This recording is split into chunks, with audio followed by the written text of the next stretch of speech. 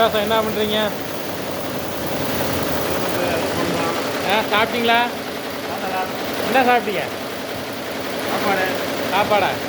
சாப்பாடு இல்லை, அது பேர் சோறு. நெல்லுலேருந்து வர்ற சோறு. சொல்லுங்க. சோறு. இந்த சாப்பாடுங்கிறது, ரைஸுங்கிறது, இதெல்லாம் வந்து யார் பேசுறது? வெள்ளைக்காரன் பேசுறது. டெல்டா மாவட்டத்தில் பிறந்த நீயா? சோறு. சொல்லுங்க. சோறு.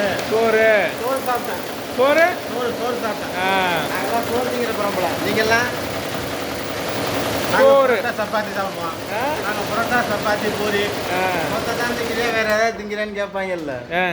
நாங்கள் சோறு சாப்பிட்றோம். நாங்கள் சோறு தாண்டா திங்கிறோம், வேற எதுவும் திங்கிறோம்.